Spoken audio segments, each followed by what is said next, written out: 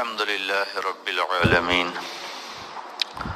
الحمد لله الذي له ملك السماوات والأرض يحيي ويميت وما لنا من دونه من ولي ولا نصير الحمد لله الذي لا نحصي ثناء عليه وهو كما أثنى على نفسه وأشهد أن لا إله إلا الله وحده لا شريك له وأشهد أن سيدنا ومولانا محمدا عبده ورسوله أما بعد فأعوذ بالله من الشيطان الرجيم بسم الله الرحمن الرحيم الحج أشهر معلومات فمن فرض فيهن الحج فلا رفث ولا فسوق ولا جدال في الحج وما تفعلوا من خير يعلمه الله وقال النبي صلى الله تعالى عليه وسلم الحج المبرور ليس له الجزاء إلا الجنة او كما قال صلی اللہ تعالی علیہ وسلم۔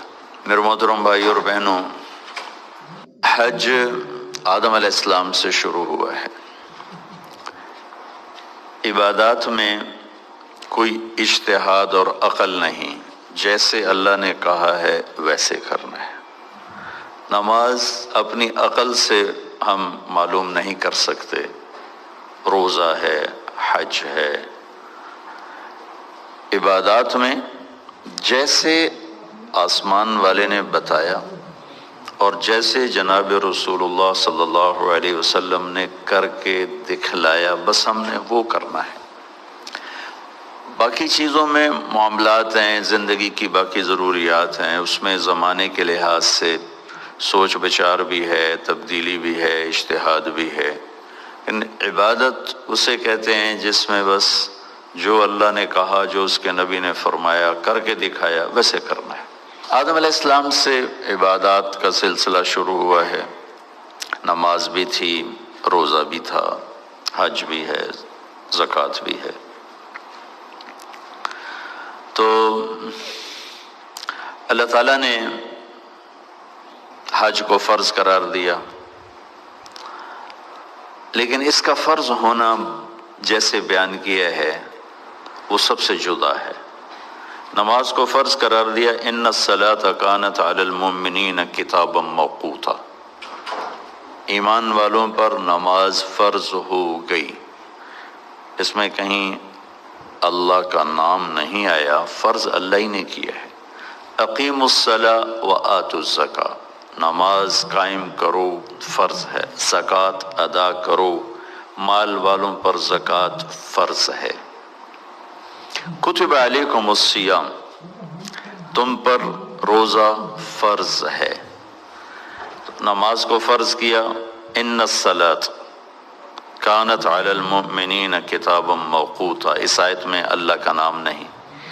کتب علیکم الصیام، روزے تم پر فرض کیے گئے، کرنے والا اللہ ہے۔ نماز تم پر فرض ہوئی، اللہ نے کی۔ آتوا الزکاۃ، زکوٰۃ دو، اللہ نے حکم دیا۔ لیکن جب اللہ نے حج کو فرض کیا تو سب سے الگ عبارت استعمال فرمائی۔ وللہ، ایک تو وللہ، سب سے پہلے نام ہی اپنا شروع کیا، وللہ۔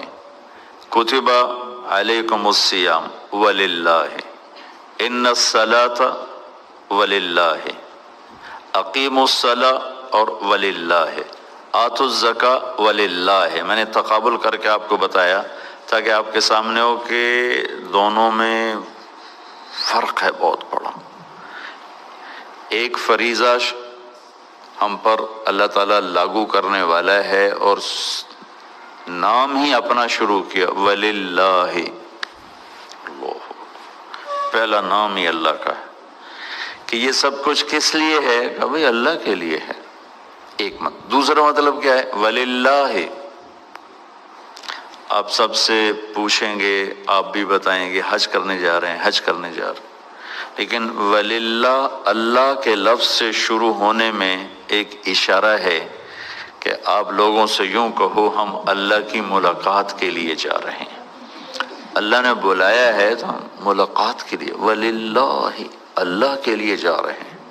دو، تیسرا حج مشقت کا سفر ہے، تو وللہ وَلِلَّهِ میں تیسرا مطلب یہ کہ میرے بندے بندیوں جب مشقت آئے نا، محبت کا راستہ یوں ہی طے ہوتا ہے، یہ مشقتوں سے طے ہوتا ہے، تو یوں سمجھنا یہ اللہ کی ملاقات کی مشقت ہے، اور کیا چاہیے۔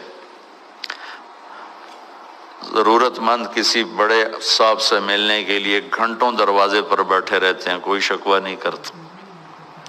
آج ملاقات نہیں ہوگی، اچھا جی کل آ جاؤں گی، کل دا ٹائم دے دو، کل بھی گئے جی صاحب جی میٹنگ ہے چاہیے تسی پرسوں آوے آج۔ یہ بڑے تاجر، ان کو روز کے تجربے ہیں، ان کے کام جہاں پھنستے ہیں وہاں یہ گھنٹوں بیٹھے رہتے۔ تو حج میں بھی رکاوٹیں آتی ہیں۔ ویسے تو حج اپنی ذات میں ہی مشکل عمل ہے، مشقت والا ہے، اور اب رش کی وجہ سے اور مشقت بڑھ جاتی۔ وہ جو چند دن ہیں حج کے، باقی تو اب سہولت ہے، اللہ کا فضل۔ حج کے 5 دن مشقت سے بھرپور ہوتے ہیں۔ وَلِلَّهِ عَلَى النَّاسِ حِجُّ الْبَيْتِ مَنِ اسْتَطَاعَ إِلَيْهِ سَبِيلًا وَمَنْ كَفَرَ فَإِنَّ اللَّهَ غَنِيٌّ عَنِ الْعَالَمِينَ۔ عجب طریقے سے اللہ نے حج کو فرض کیا ہے۔ وَلِلَّهِ، کہاں جا رہے ہو؟ اللہ کی ملاقات۔ حج کس لیے ہے؟ اللہ کے لیے ہے۔ مشقت کس لیے ہے؟ اللہ کے لیے ہے۔ تو اپنی نام سے شروع کر کے اس عمل کی عظمت کو عرشوں تک پہنچا دیا۔ پھر آگے کہا علی الناس، علی المومنین نہیں کہا علی الناس، حالانکہ علی المومنین ہے، اور علی المومنین میں بھی صرف مالدار ہیں، اور مالداروں میں بھی صرف صحت مند ہیں، نہ بیمار مطلوب ہیں نہ غریب مطلوب ہیں، اور مالدار ہو کے بھی اگر تکلیف آ گئی ہے تو وہ بھی مطلوب نہیں ہے۔ لیکن اللہ تعالیٰ نے بجائے علی المومن وَلِلَّهِ عَلَى الْمُؤْمِنِينَ کی بجائے وَلِلَّهِ عَلَى النَّاسِ، اس علی الناس سے سارے لوگ مراد نہیں، ایمان والے مراد ہیں۔ ایمان والوں میں جو مالی طاقت رکھتے ہیں وہ مراد ہیں، اور جو صحت مند ہیں، جانے کی طاقت رکھتے ہیں، وہ مراد ہیں۔ لیکن اللہ تعالیٰ نے وَلِلَّهِ سے اس کو اتنا خوبصورت کر کے پیش کیا ہے کہ گویا پوری دنیا کے انسانوں کے اندر طلب پیدا ہو گئی کہ یار اللہ سے ملیں، اللہ سے ملاقات کریں۔ خطاب صرف ایمان والوں کے لیے، لفظ وَلِلنَّاسِ وَلِلَّهِ عَلَى النَّاسِ، ساری دنیا کے ایمان والو آ جاؤ، بیمار ہو صحت مند ہو آ جاؤ، اے پوری دنیا کے کافرو تم بھی کلمہ پڑھ لو، آ جاؤ اپنے رب کی ملاقات کرو۔ اتنا خوبصورت کر کے اس کو پیش کیا۔ حج البیت، یہ میرے گھر کا حج کرنا، حج ارادے کو کہتے ہیں۔ اللہ کے گھر جانے کا نام حج کا لفظ ہے ارادہ کرنا، ارادہ کرنا، لفظ کا مطلب ارادہ کرنا۔ پھر اس لفظ کو خاص کر دیا اللہ کے گھر جانے کا ارادہ کرنا، تو اس کو حج کر دیا۔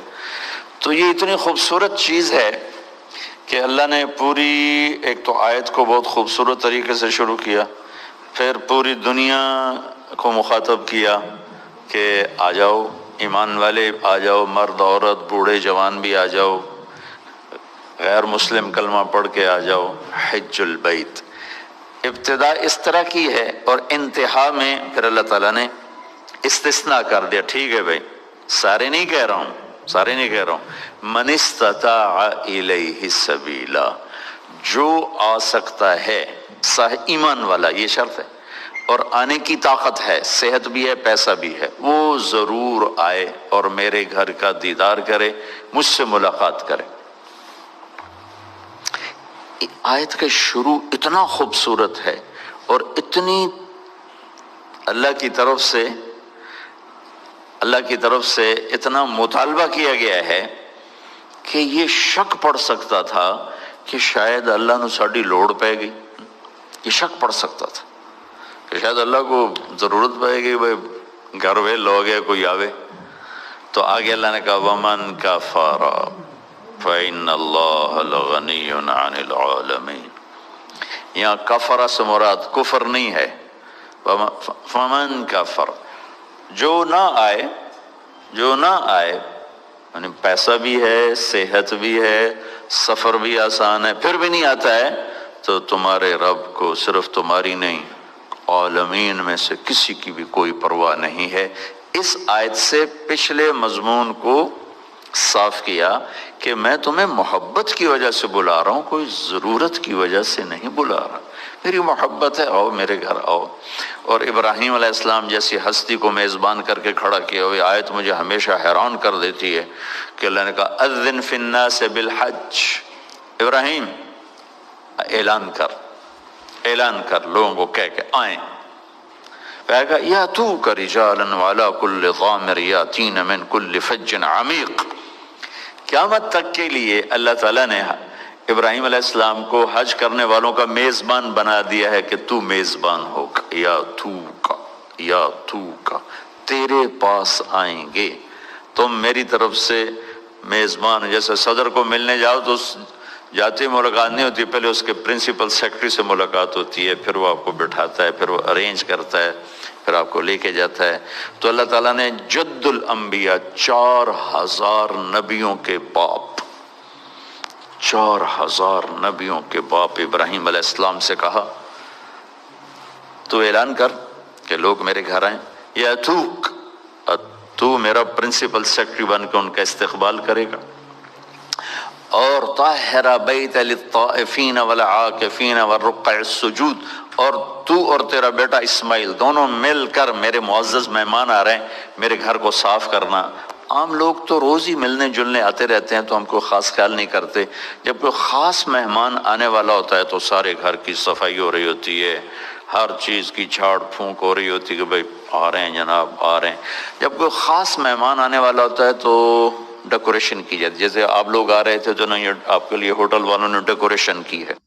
تو میرا اللہ کہہ رہا ہے کہ ابراہیم اسماعیل میرے بڑے خاص مہمان آ رہے ہیں، جو اللہ کے گھر جا رہا ہے اللہ کا خاص مہمان ہے، میرے بڑے خاص مہمان آ رہے ہیں۔ تم دونوں باپ بیٹا، اسماعیل محمد مصطفیٰ صلی اللہ علیہ وسلم کے دادا، اور ابراہیم ادھر بھی دادا اور ادھر 4000 نبیوں کے دادا، دو باپ بیٹے عظیم ترین نبیوں رسولوں کو اللہ نے کہا میرے مہمان آ رہے ہیں، گھر صاف کرو، گھر صاف کرو۔ وَلِلَّهِ عَلَى النَّاسِ حِجُّ الْبَيْتِ مَنِ اسْتَطَاعَ إِلَيْهِ سَبِيلًا۔ بہت خوبصورت آیت ہے حج کو فرض کرنے کے لیے، اور بہت خوبصورت آیت ہے حج کی تھکاوٹ کا علاج۔ یہ آیت ذہن میں ہوگی تو اللہ سے باتیں کرو کہ جب اللہ کی نسبت پر آدمی تھکتا ہے تو محبت بڑھتی ہے، دعا کی طاقت بڑھتی ہے، اور اللہ کی معرفت بڑھتی ہے، اور اللہ کی طرف سے محبت پیدا ہوتی ہے۔ ویسے بھی حج اپنی اصل میں اللہ کی ملاقات کا نام ہے۔ یہ تھوڑی سی ترتیب ہے، لا الہ الا اللہ محمد الرسول اللہ، اس کو کلمہ معرفت کہتے ہیں، پہچان، کہ میری سکھیرا صاحب کی ملاقات ہوئی، پہچان ہو گئی، پہچان سے ایک مناسبت پیدا ہوتی، یہ پہچان آگے تعلق میں تبدیل ہو، اس کے لیے دوسرا عمل ہے نماز، کہ نماز صلۃ بین العبد و رب، نماز بندے اور رب کے درمیان جوڑ پیدا کرتی ہے اور اس تعارف کو تعلق میں تبدیل کر دیتی۔ تعلق سے اگلا درجہ ہے محبت، تو مال کا خرچ کرنا، جہاں مال لگتا ہے وہاں محبت پیدا ہو جاتی۔ ایک صحابی نے عرض کی یا رسول اللہ موت سے ڈر لگتا ہے، کہا پیسے ہیں؟ کہا جی ہیں۔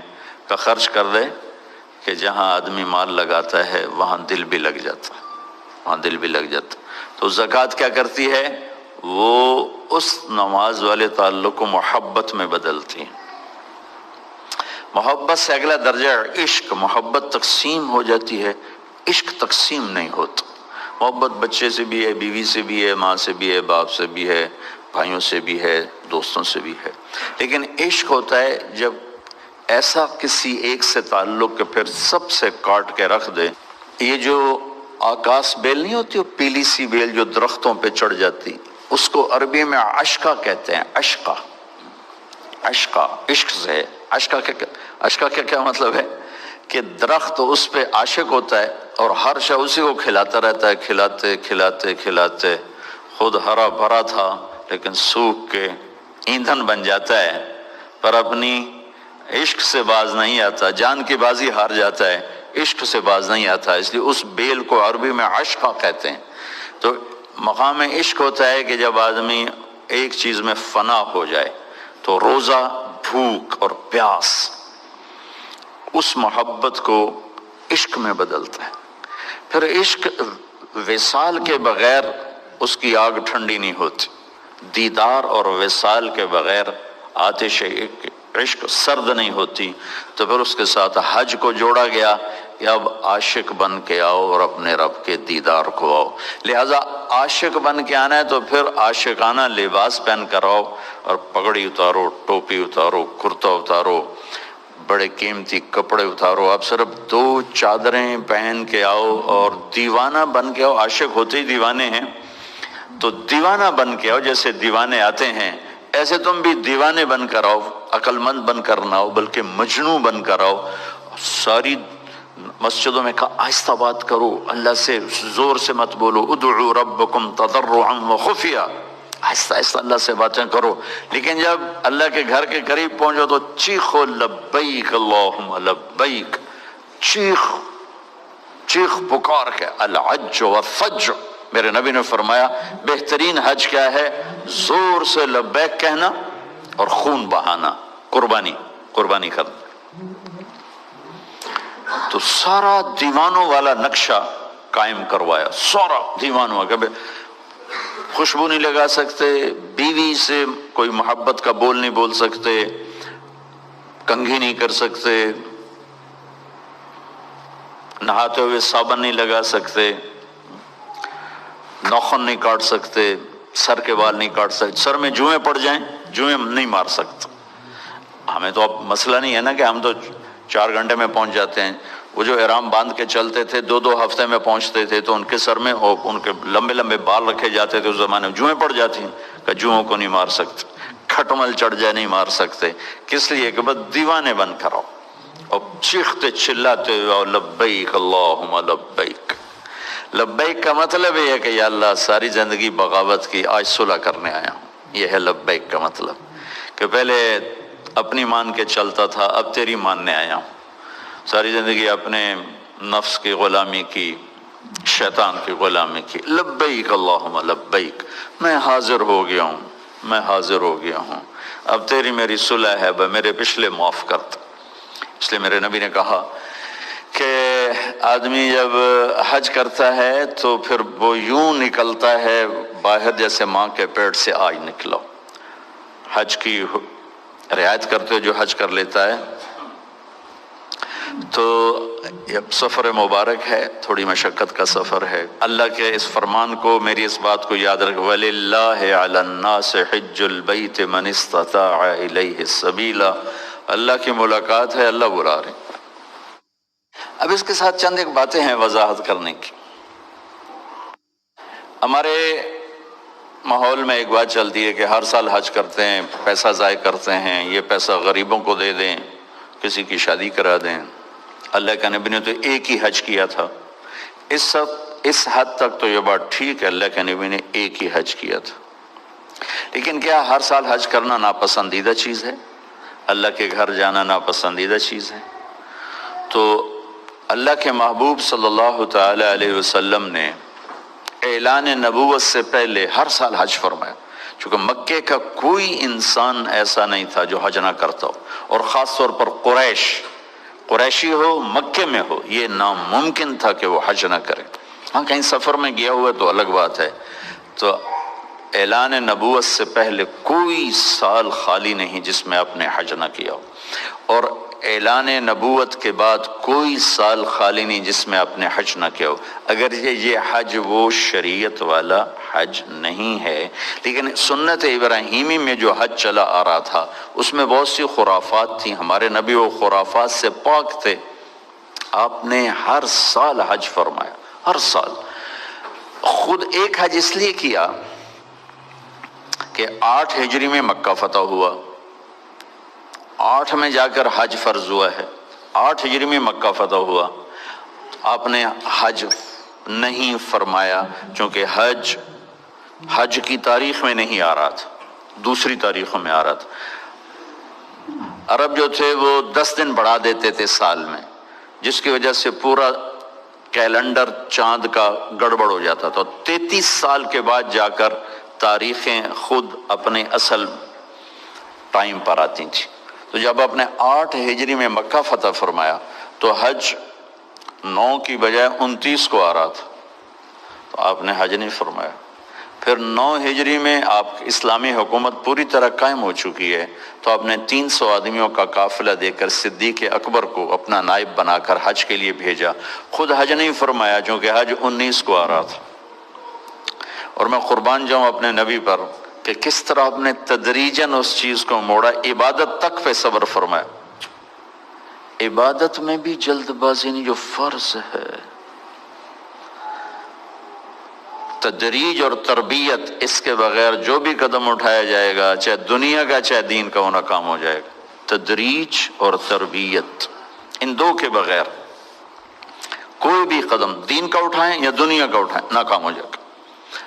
طاقت ہاتھ میں آ چکی تھی، مکہ فتح ہو چکا ہے، عرب مسلمان ہو چکا ہے۔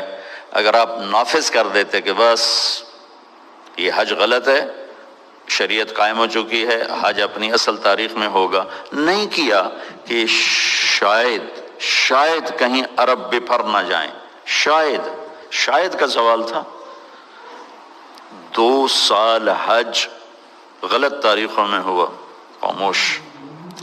تیسرے سال حج آٹومیٹیکلی 9 تاریخ کو آ رہا تھا، غلط تاریخیں صحیح ہوتے 10 ہجری میں حج اپنی اصل جگہ پر آ گیا، تو آپ نے حج کا اعلان فرمایا۔ اور اس کے بعد آپ نے خطبے میں اعلان کر دیا کہ اب جو 10 دن بڑھائے جاتے تھے وہ ختم ہے، انما النسیء زیادۃ فی الکفر۔ تو آپ کو موقع ہی ایک ملا حج کرنے کا۔ ابوبکر صدیق رضی اللہ تعالیٰ عنہ پہلا سال جنگوں میں گزرا، اگلا سال حج کے لیے قافلہ لے کر گئے۔ عمر رضی اللہ عنہ کا زمانہ امن کا زمانہ تھا، 10 سال خلیفہ رہے، 10 سال حج کیا، کوئی ناغہ نہیں کیا۔ عثمان رضی اللہ تعالیٰ عنہ کہ پہلے 11 برس امن تھا، 11 سال آپ خود حج کا قافلہ لے کر گئے، 12ویں سال آپ شہید ہوئے، اس میں آپ کو روک لیا گیا، نہیں کیا۔ علی رضی اللہ تعالیٰ عنہ خلیفہ بننے سے پہلے بہت کثرت سے حج فرمائے، کتنے کیے کسی کتاب میں گزرا نہیں۔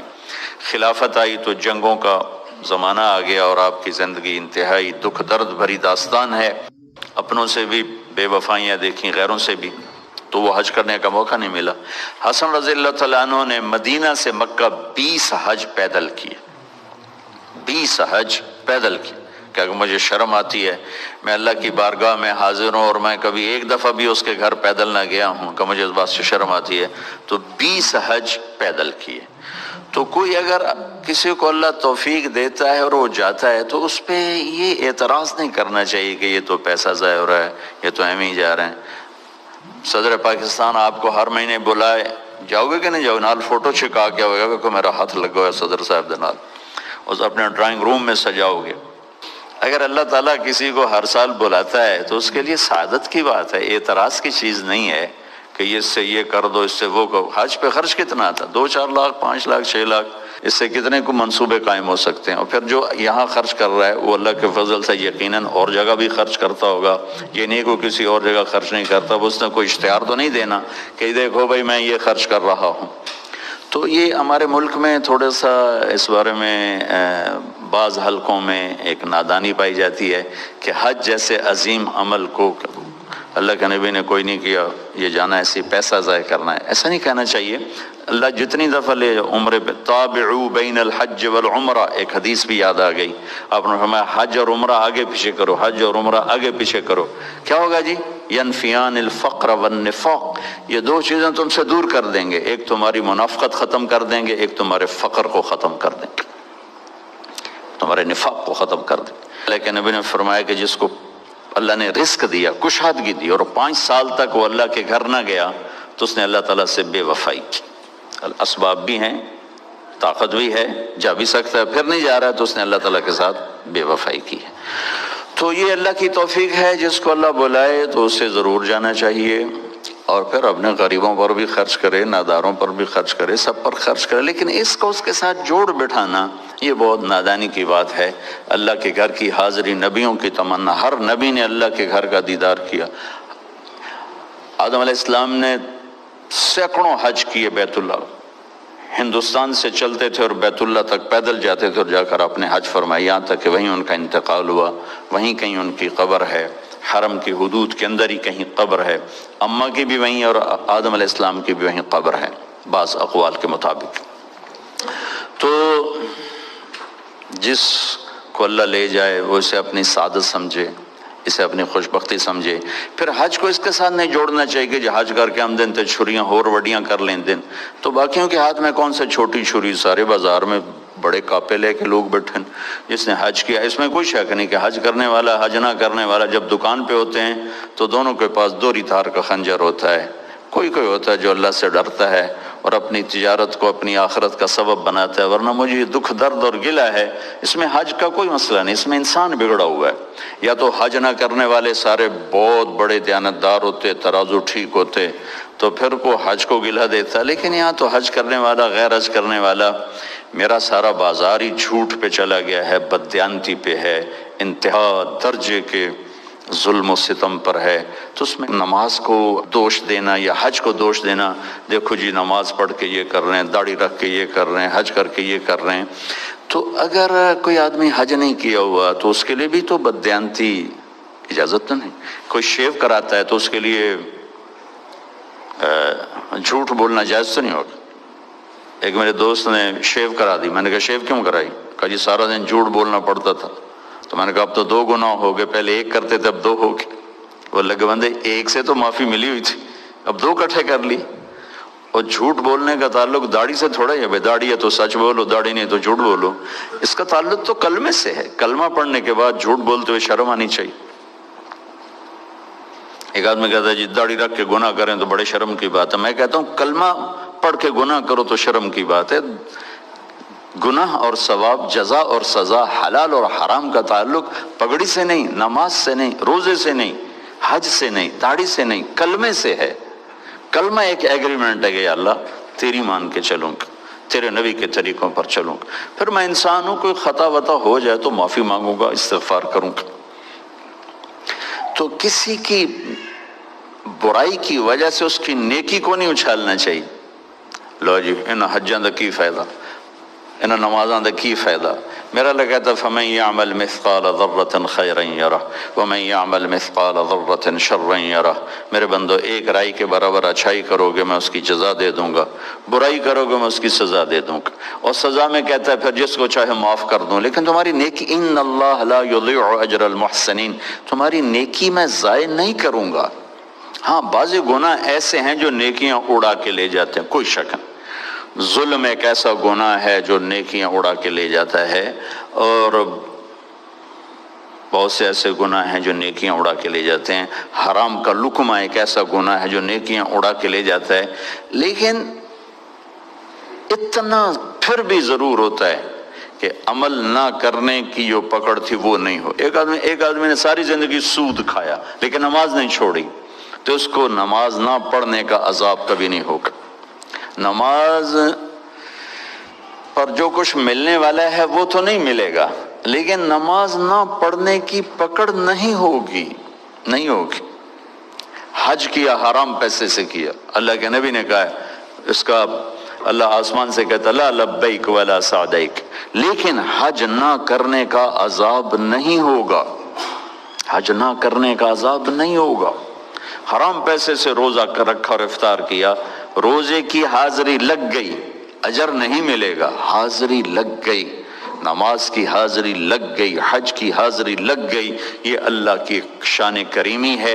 اور پھر پتہ نہیں یہ کب توبہ کر رہے ہو سارا معاف ہو جائے اور میں اعتراض کر کر اللہ کی نظروں سے گر جاؤں۔ میری بات غور سے سننا، جیسے آدمی زنا کر کے، شراب پی کے، سود کھا کے اللہ کی نظروں سے گرتا ہے، ایسے ہی لوگوں پر اعتراض کر کے اور انہیں حقیر سمجھ کے آدمی اللہ کی نظروں سے گرتا ہے۔ کسی پر اعتراض، کسی کی حقارت، کسی کی برائی کہ یہ کوئی آدمی ہے، یہ کوئی مرد ہے، یہ کوئی انسان ہے، یہ کوئی عورت ہے، یہ جملے نہ بولا کرو بھائیو۔ تجھے کیوں فکر ہے اے گل دلے صد چاک بلبل کی، تو اپنے پیرہن کے چاک تو پہلے رفو کر لے۔ ہمارے استاد صاحب فرمایا کرتے تھے، جن سے میں نے تفسیر پڑھی، دھن رے دھنی اپنی دھن، پرائی دھنی کا پاپ نہ پن، تیری روئی میں چار بنولے سب سے پہلے ان کو چن۔ دھن رے دھنی اپنی دھن، پرانی اردو ہے، بہرحال مطلوب اس کا یہ ہے کہ تیرے اپنے اندر چار بڑے بڑے عیب ہیں، تو انہیں ڈھونڈتا رہے، صاف کرتا رہے، تو اوروں کے عیب نہ دیکھا کر، تو اوروں کی کمیاں نہ دیکھا کر۔ تو اگر اپنے عیب دیکھے گا تو تمہیں وقت ہی نہیں، فرصت ہی نہیں ہے کسی اور کے عیب دیکھنے کی۔ تیرے اندر چار بڑی برائیاں ہیں، حسد ہے، کبر ہے، بغض ہے، ریا ہے، عجب ہے، یہ تیرے اندر چار بڑی چیزیں ہیں، ان کو صاف کرتا رہے تو تجھے اوروں کے عیب دیکھنے کی فرصت ہی کوئی نہیں۔ تو بھائیو، کسی کے گناہ کی وجہ سے اس کی نیکی کو دوش نہیں دینا چاہیے۔ پتہ نہیں اس کی نیکی اللہ تعالیٰ قبول فرما کے اس کا گناہ معاف کر دے، یا کسی وقت وہ توبہ کرے اس کا گناہ معاف ہو جائے اور وہ جنت میں چلے جائے، میں پکڑا جاؤں، میں تو ٹھیکیدار تھا اوروں کی برائیاں پکڑنے کا۔ تو اوروں پر تنقید کرنا، اوروں کو حقیر سمجھنا، اسی طرح توبہ کی ضرورت ہے، جیسے سود سے توبہ کی ضرورت ہے، جوئے سے توبہ کی ضرورت ہے، جھوٹ سے توبہ کی ضرورت ہے، ایسے اس سے بھی توبہ کی ضرورت ہے۔ ہمارے نبی پاک کا میں تھوڑا سا آپ کو مختصر خاکہ حج کا بتا دیتا ہوں۔ جناب رسول اللہ صلی اللہ تعالی علیہ وسلم نے حج کا جب اعلان فرمایا، یہ 10 ہجری، تو اطراف سے قبائل جمع ہوئے، کوئی 12,000 کا مجمع اکٹھا ہو گیا مدینہ میں۔ 25 تاریخ کو بروز ہفتہ آپ نے نماز ظہر سے پہلے غسل فرما کے 2 چادریں احرام کی نیت کے بغیر 2 چادریں باندھ، کرتا بھی اتار دیا، تہمد بھی اتار دیا۔ سحارا ایک بستی ہے جو آج کل مسقط میں آتی، وہاں سے ایک کپڑا آتا تھا، اس کی آپ نے 2 چادریں لی۔ پھر آپ نے ظہر کی نماز کے بعد اپنے پورے قافلے کو لیا، ذوالحلیفہ جس کو آج کل ابیار علی کہتے ہیں، یہاں آپ نے آ کر قیام فرمایا، اور عصر، مغرب، عشاء اور فجر اور ظہر 5 نمازیں آپ نے یہاں ادا فرمائیں۔ اور یہ جبریل کے کہنے پر، اللہ کے کہنے پر آپ گزر رہے تھے کہ جبریل ہے کہ یا رسول اللہ، اللہ فرما رہے ہیں یہ پاک وادی ہے، یہاں آپ قیام فرمائیں۔ یہاں حضرت اسماء بنت امیس رضی اللہ تعالیٰ عنہ کہ ہاں بیٹا پیدا ہوا، ابو بکر صدیق کے بیٹے محمد بن ابی بکر یہ پیدا ہوئے۔ ایک رات کے قیام کے بعد صبح آپ نے فجر کی نماز کے بعد غسل فرمایا، خوشبو لگائی، اپنے بالوں کو تیل لگایا، پھر شہد لگایا۔ شہد گوند کا کام دیتا ہے، چونکہ اب ننگے سر جانا تھا تو بال بڑے تھے آپ کے، شانوں تک آئے ہوئے تھے، تو آپ نے ان کو شہد لگا کے نا وہ کر دیا، جوڑ دیا، آپس میں جوڑ دیا۔ اور عائشہ رضی اللہ تعالیٰ نے آپ کو خوشبو لگائی۔ جسم پہ خوشبو لگا سکتے ہیں احرام سے پہلے، احرام کے کپڑے کو نہیں، جسم پہ خوشبو لگا سکتے ہیں احرام کی نیت کرنے سے پہلے۔ بالوں میں، مانگ میں آپ نے خوشبو لگائی۔ پھر اس کے بعد آپ نے ظہر کی نماز ادا فرمائی اور آپ اونٹنی پہ سوار ہوئے اور قبلہ رخ ہو کر آپ نے کہا لبیک حجۃ اللہم لبیک، آپ نے حج کا احرام باندھا۔ تو جبریل آئے کہ یا رسول اللہ، اللہ تعالیٰ فرما رہے ہیں عمرے کو شامل فرمائے، عمرہ اور حج قران۔ حج کی 3 قسمیں، ایک حج افراد کہ ایک آدمی پہلے دن حج ہی کا احرام باندھتا ہے، ایک ہے حج قران کہ ایک آدمی پہلے دن عمرے اور حج کا اکٹھا احرام باندھتا ہے، ایک ہے حج تمتع کہ ایک آدمی عمرے کا احرام پہلے باندھتا ہے اور عمرہ کر کے فارغ ہو جاتا ہے، احرام اتار دیتا ہے، پھر حج سے پہلے احرام باندھتا ہے حج کا، یہ حج تمتع ہے۔ ہمارے نبی نے شروع کیا افراد سے، تو اس پر امام مالک کا قول یہ ہے کہ حج افراد افضل ہے۔ پھر اللہ کے حکم سے کیا حج قران، تو امام ابو حنیفہ رحمۃ اللہ علیہ کا قول ہے کہ حج قران سب سے افضل ہے۔ مکے پہنچ کر آپ نے فرمایا کہ مجھے خیال نہ رہا، اگر مجھے پہلے خیال آتا تو میں قران نہ کرتا، میں تمتع کرتا۔ اللہ کی منشا تھی کہ حج اور عمرہ اکٹھا ہو، قران ضروری نہیں تھا، حج اور عمرہ اکٹھا تھا۔ ایک بدعت کا ازالہ تھا، عرب حج کے مہینے میں عمرہ کرنا برا سمجھتے تھے، اس کو دور کرنا تھا۔ تو مکے پہنچ کے فرمایا کہ اگر مجھے پہلے خیال آ جاتا لو استقبلت من امری مستدبرت، تو میں تمتع کرتا۔ تو امام شافعی اور امام احمد بن حنبل اس قول کو لے کر فرماتے ہیں کہ حج تمتع افضل ہے، اور اصل افضل وہ ہے کہ حج کیفیت کا نام ہے، جس کی جتنی اعلیٰ کیفیت ہوگی اس کا حج افضل ہوگا۔ وہ افراد ہے، وہ تمتع ہے، وہ قران ہے، باقی تو ظاہری اعمال ہیں، جو کیفیت بنا لے گا اس کا حج سب سے افضل ہوگا، چاہے وہ افراد ہو چاہے وہ قران ہو۔ وہاں سے آپ چلے، آپ کے ساتھ کوئی 12,000 کا مجمع تھا اور آپ ملل میں آپ نے قیام فرمایا۔ ملل سے نکلے اور روحا میں پہنچے۔ روحا میں کنواں ہے، وہاں میں گیا ہوں، وہاں کا پانی بھی پیا ہے۔ وہاں 70 نبیوں نے قیام کیا ہے حج کے دوران، حج پر جاتے اور آتے ہوئے وہاں اس وہاں آپ نے بھی قیام فرمایا، رات بھی ٹھہرے، اور اب انہوں نے وہ ایک موٹر لگا دی جس سے پانی باہر نکل آتا ہے سعودی گورنمنٹ نے۔ روحا سے چل کر آپ آثایا پہنچے، آثایا سے عرج پہنچے، عرج سے ابوا پہنچے۔ ابوا پہنچے تو سامنے بستی تھی جہاں آپ کے سارے انتظام کیے گئے تھے رہائش کے، اور یہ قافلہ 12,000 کا اب 60-70,000 کا ہو چکا تھا۔ تو ابوا میں آپ کی والدہ کی قبر ہے، حضرت آمنہ رضی اللہ تعالیٰ عنہ کی قبر مبارک ہے۔ تو آپ سڑک سے یوں ہٹ گئے، اندر پہاڑوں میں چلے گئے۔ تو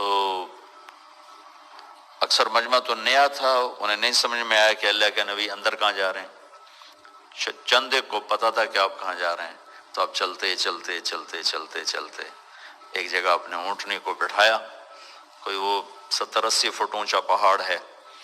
سن 2000 میں اللہ نے مجھے بھی موقع دیا، میں نے قبر کی زیارت کی۔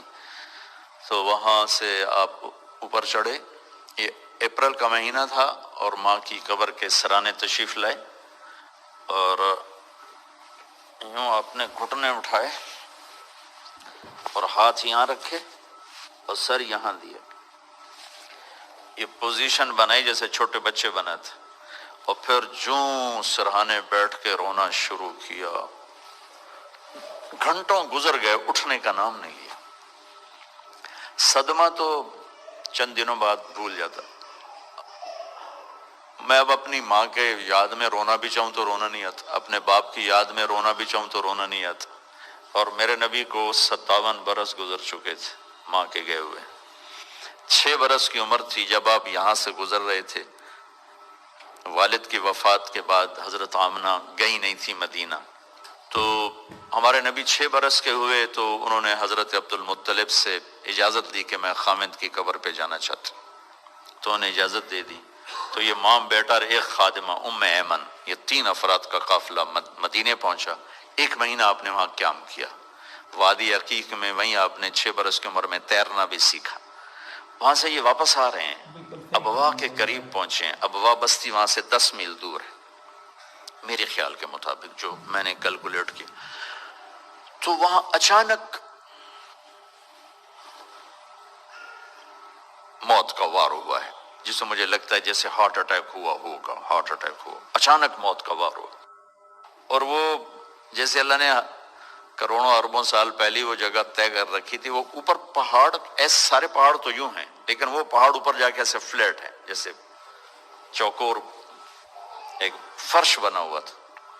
وہاں یہ دردناک کہانی کا اینڈ ہوا ہے، اور حضرت آمنہ 25 برس کی عمر تھی، وہ بولا نہیں جا رہا تھا، اور بار بار ایسے پہلو بدل رہی تھی۔ اس سے مجھے اندازہ ہوتا ہے کہ شاید ہارٹ اٹیک ہوا ہوگا۔ آخری لفظ بولا کہ کل حی میت و کل جدید بال وقد ولدت طہرا۔ وہ جنگل میں 6 سال کے بچے کو چھوڑتے ہوئے مرنا، اور 6 سال کے بچے کا جنگل میں ماں کو مرتے دیکھنا، اس خوبصورت ہوٹل میں آپ کیسے جان سکتے ہیں وہ اس جگہ کا درد جو میں نے اپنی آنکھوں سے دیکھا۔ اور میں ہزاروں دفعہ یہ قصہ سنا چکا ہوں، ہر دفعہ میرا آنسو بے قابو ہو جاتا ہے کہ میں وہاں پہنچ جاتا ہوں۔ زندگی سوری سفروں میں گزر گئی، ایسا سفر زندگی میں کبھی نہیں کیا، نہ وہ کیفیت نصیب ہوئی۔ بیت اللہ کے اندر 2 دفعہ گیا ہوں، لیکن جو کیفیت حضرت آمنہ کی قبر پر تھی، اور جو اس وقت، چونکہ میں نے تھوڑی تاریخ پڑھی تھی تو میں وہ ان دھندلوں کو میں اللہ کے نبی کا تڑپنا دیکھ رہا تھا، کیسے آپ ماں ماں کہہ رہے تھے، اور پھر چاروں طرف ایسے کالے پہاڑ ہیں، خوف آتا۔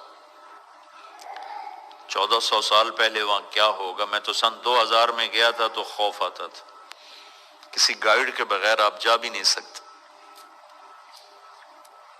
اوہو بیٹا، ہر زندہ نے مرنا ہے اور ہر جوانی نے ڈھلنا ہے۔ مجھے لگتا ہے تیری ماں کا وقت آ چکا ہے، اور میں نے ایک بچہ جنا ہے جو ایک دن سارے عالم کو روشن کرے گا، سارے عالم کو پاک کرے گا۔ جیسے ماتھے کو پڑھ لیا ہو کہ کیا یہ بچہ آگے کیا ہے، کیا ہونے والا ہے، اور جاننے کے لیے شاید پتھر جوڑ کے دفن کر دیا، یا کوئی گزرے ہوں گے ان سے مدد لی ہوگی۔ یہ عقدہ آج تک حل نہیں ہوا کہ کس نے وہاں مدد کی ان کو وہاں دفن کرنے میں، کوئی راہ گورا گزرے یا کیا ہوا اللہ ہی جانے۔ کتاب سے کوئی مدد نہیں ملی۔ نیچے اترے تو آپ ہمارے نبی نے پھر دوڑ لگائی اور اوپر چڑھ گئے۔ میرے نبی نے کہا جب تم پہ صدمے آئے تو میرے صدمے یاد کرنا، تمہارے اپنے غم بڑے ہلکے ہو جائیں۔ تو آپ پھر بھاگ کے اوپر چڑھے۔ آپ اس بچے کا تصور کرو جس نے باپ دیکھا نہیں، اور ماں ایک جنگل میں مری ہو، کوئی آسرا سہارا نہیں۔ جب ام ایمن اوپر پہنچی ہیں تو ایک دردناک منظر تھا۔ اللہ کے نبی ماں کی قبر کو چمٹ کر یوں اوپر لیٹے ہوئے تھے، قبر کو پتھروں کو ایسے چمٹے ہوئے تھے۔ ام ایمن قریب آئیں تو آپ سنا، آپ کہہ رہے تھے ماں جی آپ کو تو خبر تھی آپ کے سوا میرا کوئی نہ تھا، آپ مجھے چھوڑ کے کہاں چلی گئی۔ اوہ اوہ۔ ام ایمن نے اٹھانا چاہا، انکار کر دیا، کھینچ کے نیچے لائیں، کھینچ کے، اور مکے تک کا راستہ یہ معصوم روتے روتے گزرا، روتے روتے۔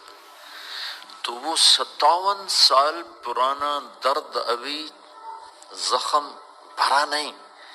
آپ اس پوزیشن میں بیٹھے اور اتنا روئے کہ سارا رواں رواں آپ کا آنکھ بن کے رو رہا تھا، اور ساری داڑھی آپ کی آنسوں سے تر ہو گئی، اور آپ نے آگے جانے سے انکار کر دیا کہ میں آج رات اپنی ماں کے پاس ٹھہروں گا۔ اللہ اکبر۔ آگے نہیں گئے، وہیں رات گزاری۔ حالانکہ وہاں تو میں دیکھ کر آیا، وہاں تو 10 آدمیوں کی جگہ نہیں، وہاں 60-70 ہزار آدمی ساتھ۔ سونے کی تو جگہ ہی کوئی نہیں، لیٹنے کی جگہ ہی کوئی نہیں۔ آپ نے رات وہیں گزاری۔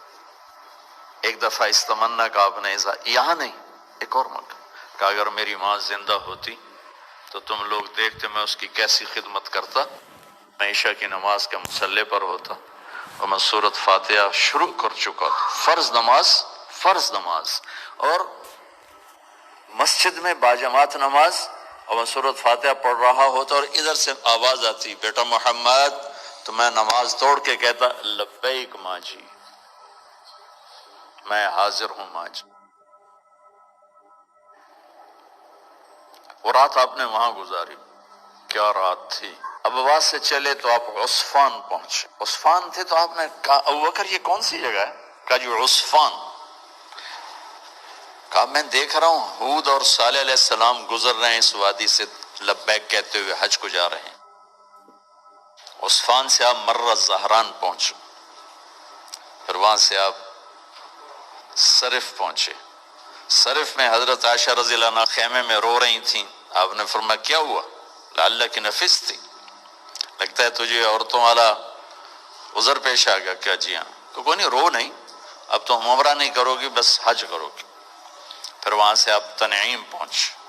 تنعیم میں آپ نے احرام کی چادروں کو تبدیل فرمایا، جو 2 چادریں مدینہ میں زیب تن فرمائی تھی، تنعیم اتار کر 2 نئی چادر اسی کپڑے کی۔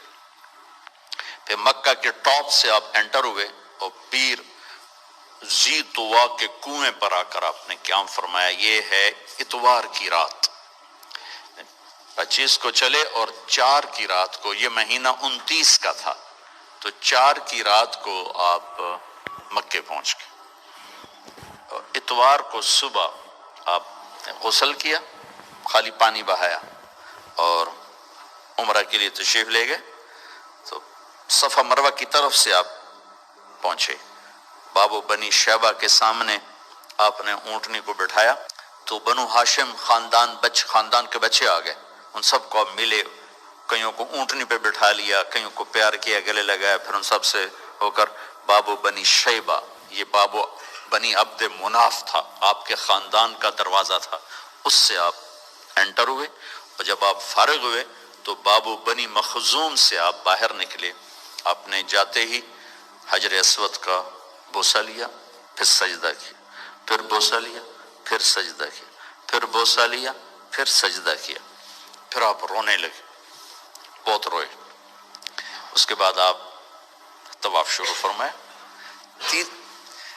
تیسرے یا چوتھے چکر میں آپ نے پانی بھی پیا، اور حضرت عمر سے فرمایا کہ عمر، حجر اسود کے بوسے پہ لڑائی نہ کرنا، جگہ ملے تو لے لینا، جھگڑا نہ کرنا، جیسے ہمارے نادانی میں لوگ وہاں عورتیں بھی ایسی حماقت کرتی ہیں کہ ایک سنت عمل کے لیے فرض چھوڑ دیتی کہ مرد عورت کا یوں آپس میں اختلاط، یہ اس سے بچنا فرض ہے، اور وہ ایک سنت کے لیے گھس رہی، اور لڑائی جھگڑے فساد، قریب بھی نہیں جانا چاہیے۔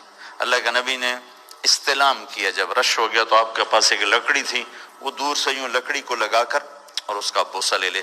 پہلا آپ نے بوسہ لیا، اس کے بعد رش ہو گیا، تو پھر آپ نے ہر دفعہ بوسہ ایک دفعہ بوسہ لیا، اس کے بعد آپ کے پاس ایک لکڑی تھی، اس لکڑی کو آپ یوں یوں چھوتے تھے حجر اسود کو، اور اس کا بوسہ لے لیتے تھے۔ بوسہ صرف ایک دفعہ، پھر جب آپ نے 2 نفل پڑھ لیے اور تشریف لے گئے صفا مروہ کے لیے، تو پھر بیت الحجر اسود کا بوسہ لیا، اور آپ نے جا کر صفا مروہ پہ 7 چکر پورے کیے۔ بعض روایت میں ہے کہ 3 چکر پیدل کیے، پھر مجمع زیادہ ہو گیا تو 4 اونٹنی پر بیٹھ کر کیے تاکہ لوگ دیکھ لیں۔ اس کے بعد آپ نے اعلان فرمایا کہ بھئی جن کے پاس قربانی کا جانور نہیں ہے وہ احرام کھول دو۔ تو صحابہ نے کہا یا رسول اللہ آپ کھولیں، تو آپ نے فرمایا کہ میرے پاس قربانی کا جانور ہے، ابو بکر کے پاس، عمر، زبید، طلحہ یہ نہیں کھولیں گے جو کہ ان کے پاس بھی قربانی کا جانور ہے، باقی جن کے پاس نہیں کھول دو۔ تو سب نے کھول دی، اور حج افراد بھی تمتع بن گیا، حج قران بھی تمتع بن گیا۔ اب نہیں ہو سکتا، اب جو نیت کریں گے وہی کرنی پڑے گی، لیکن اللہ کے نبی کا خاص حکم تھا تو سب کا حج تمتع بن گیا۔